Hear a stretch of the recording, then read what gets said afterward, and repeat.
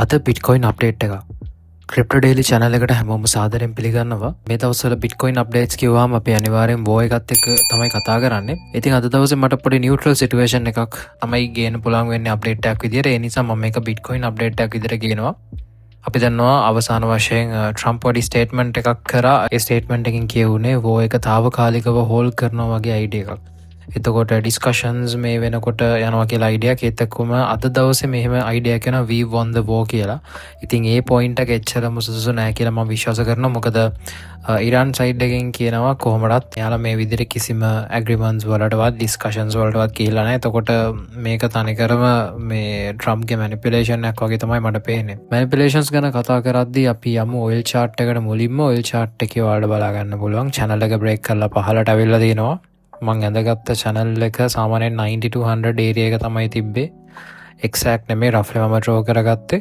තිබ්බ highs and lows සලකලා මේ වෙනකොට අර ට්‍රම්ප්ගේ මැනිපියුලේෂන් එක වෙච්ච දවසේ ඉඳලා මේ වෙනකොට තවත් පහළට වැටලා තියෙන oil price එක. ඉතින් මේක in general හොඳ අයිඩියා එකක්. Brent එක සාමාන්‍යයෙන් 98 වගේ තියෙනවා. එතකොට crude එක සාමාන්‍යයෙන් අපිට මේ බලා ගන්න පුළුවන් විදියට 86.8 වගේ තමයි මේ මොහොතේදී දෝලණය වෙන්නේ. තවත් මේක dumping. overall market එකට හොඳයි මේ විදියට යන එක. මේක මොන direction එකට ඇයිද දන්නේ නැහැ. Trump මොනවද කරන්න හදන්නේ කියලා ඉතින් අපිට හරියටම අයිඩියක් දෙන්න බෑ. anyways අද දවසේ අපි බිට්කොයින් එක තමයි ෆෝකස් කරන්නේ. බිට්කොයින් එක ගැන මම අවසාන වශයෙන් channel එකක් තමයි ඔයාලට ගෙනල්ලා දුන්නේ. ඉතින් channel එකේ අපි මාක් කරපු level එකෙන්ම turn වෙලා මං කිව්ව විදිහටම red color zone එකට තාම respect කරනවා. ඒ පැත්තෙන් reject වෙලා නැවතත් ඒක test කිරීමක් සිද්ධ වෙනවා. මෙතනින් පස්සේ සිද්ධ වෙන්න අවශ්‍ය දේ තමයි මේක උඩ establish වෙන්න ඕනේ. establish වුණොත් එහෙම මේකේ උඩ zone එකට යන්න හොඳ chance එකක් තියෙනවා. ඒක අපි සාමාන්‍ය 10% වගේ මූවමන්ට් එකක් නැත්නම් අපිට 5% මූවමන්ට් එකක් වුණත් කැච් කරගන්න පුළුවන්. ඔයාලා අද දවසේ මම ගෙන අප්ඩේට් එකකින් අයිඩියා කරගන්න ඕනේ. මේ රෙඩ් zone එක දැන් ටෙස්ට් කරනවා කියලා ඔයාලට අයිඩියාවක් එනවනේ. මේක උඩ එස්ටැබ්ලිෂ් වුණාට පස්සේ ඔයාලා බලන්න ඕනේ මේ වගේ එන්ට්‍රි එකක් ගන්න පුළුවන්ද කියලා. මෙතන සාමාන්‍යයෙන් 2 එහෙම නැත්නම් 1.8 වගේ තමයි රිස්ටෝ රිවෝඩ් එක දාලා තියෙන්නේ. මේ වගේ එන්ට්‍රි එකක් සලකලා බලන්න පුළුවන්. මේ channel එක අපිට මොනිටර් කරන් ඉන්න පුළුවන්. මේ channel එක හුඟක් strong channel එකක්. ඉතින් මේ channel එක ඇතුළේම තමයි මේක move වෙන්න පුළුවන් තව ටික කාලයක් යනකම්. ඊට පස්සේ අනිත් දේ තමයි දැන් channels වශයෙන් ගත්තොත් අපිට පැහැදිලිව බලා ගන්න පුළුවන්. දැන් මේ channel එක මෙතන මෙහෙම තිබ්බට ඔය වගේ channel එකක් කලින්වත් තිබිලා තියෙනව නේද? මේ වගේ channels ගත්තාම ඔයාලා දන්නවා end result එක මොන වගේ විදිහට දැන්නේ කියලා. මෙතන උඩට ගියොත් එහෙම අපිට මේ විදිහට පොඩි channels උත් බලා ගන්න පුළුවන්. කොහොමද channels මේ වගේ හැදෙනවා කියන්නේ මේවා සාමාන්‍යයෙන් bearish flags වගේ මේවා වුණාම මෙහෙම උඩට යන්නේ නැහැ. අනිවාර්යෙන් පහළට එන්න ඕනේ. theoretically පල්ලෙහාට ආවොත් එහෙම නැත්නම් technical aspect එකෙන් පල්ලෙහාට ආවොත් මේ zone එක අපිට monitor කරන් ඉන්න පුළුවන්. ඒක අපේ bottom එකක් විදිහට ගන්න පුළුවන්. ඉතින් කාලෙත් හරි සාමාන්‍යයෙන් අපි ගත්තොත් දවස් වශයෙන් ওই මූවමන්ට් එකට අපිට රෆ්ලි කියන්න පුළුවන් දැන් මම මෙතන මාසයක් වගේ like 35 days වගේ තමයි යන්නේ. ඒ වගේ වුණොත් අපිට බොටම් එකක් හොයාගන්න පුළුවන් වෙයි. 35 days කියන්නේ සාමාන්‍යයෙන් May වගේනේ අපි කතා කරන්නේ. එතකොට May වගේ time period එක කියන්නේ බොටම් එකකට ගොඩාක්ම ideal නෑ but still ඒක අර bullish season එකක් expect කරන්න පුළුවන් මන් දෙයක්වත් නෙමෙයි. දැන් හදිස්සි හරි මේක bottom එක වුණොත් මොකද වෙන්නේ? bottom එක වුණොත් මේක උඩට යන්න පුළුවන් මේ විදියට. හැබැයි ඒක එක සැරේ යන්න දැන් world situation එක සහ oil situation එක සහ මේකේ හරි නිශ්චිත තීරණයක් ගන්න බැරි situations මේ හැම දෙයක්ම සලකලා බලද්දී මේක උඩට යනවා කියන්නේ ඒක සෑහෙන unexpected දෙයක්. එතකොට ක්‍රිප්ටෝ මාකට් එකේ unexpected දේවල් වෙන්න තියෙන ඉඩ කඩ කියන දේ තියෙනවානේ. ඉතින් ඒ නිසා අපි අනිවාර්යෙන් අර මොනිටර් කරන් ඉන්න එක තමයි හුඟක්ම වැදගත් වෙන්නේ අපි ඩිසිෂන් එකක් ගන්නකොට. එතකොට බලන්න මේ channels උඩින් break වුණොත් එකපාරට entries ගන්න එපා long term. ඔයාලට පුළුවන් ඒක චුට්ටක් මොනිටර් කරන්න fake out කරලා බලහැට එයිද කියලා.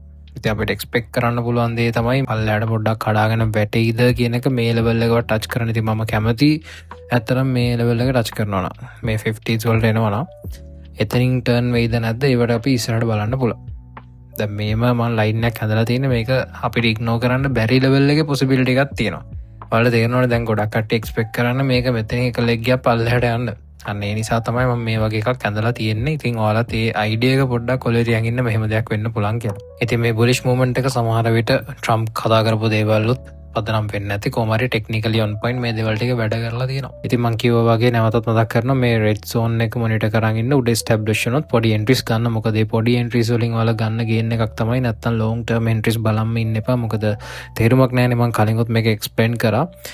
3x වගේ ගේන්නේ තියෙන්නේ ස්පොට් එකේ. එහෙම දැන් සාමාන්‍යයෙන් අපි හිතමු 100k ගියා කියලා. 100k ගියොත් මේ වගේ පොසිෂන් එකේ ඉඳලා ඔයා $10 දැම්මොත් ඒක සාමාන්‍යයෙන් තව $10 වත් එන්නේ නැහැ. ඔය දැම්මොත් තව 100 එන්නේ නැහැ. 80 ගණනයි එන්නේ.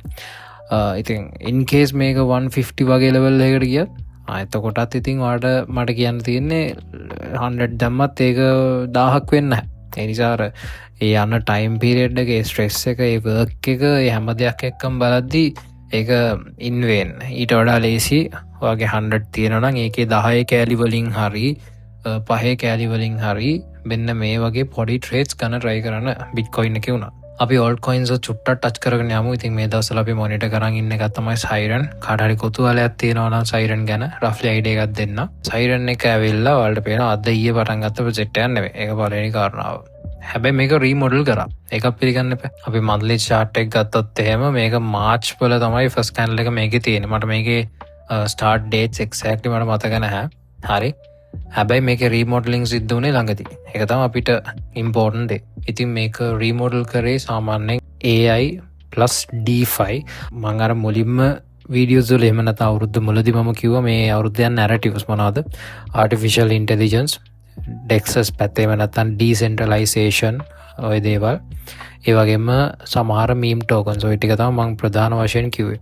එතකොට මේක ඇවිල්ලා AI සහ DeFi ඉන්ටග්‍රේට් වෙච්ච අප්ග්‍රේඩ් එකක් තමයි උනේ. එහෙම නැත්නම් අර බැංකින් සිස්ටම්ස් වලට AI ඉන්ටග්‍රේට් කරලා යන්න පුළුවන් සිස්ටම් එකක් විදියට එහෙම නැත්නම් එහෙම බිස්නස් එකක් විදියට තමයි මේ ප්‍රොජෙක්ට් එක රීබ්‍රෑන්ඩ් උනේ. ඉතින් ඒ රීබ්‍රෑන්ඩ් වීමත් එක්ක තමයි මේ වගේ මැසිව් පම්ප්ස් ගිහිල්ලා තියෙන්නේ මාස දෙකක කාලයක් ඇතුළත. ඊට පස්සේ මේ විදියට $1 වලට වගේ ඩම්ප් වෙලා දැන්ට $2 වගේ තියෙන්නේ. ස්ටේබල්ද අපෝ නෑ. හරිම ෆිගරස් විදියට මූව් වෙනවා.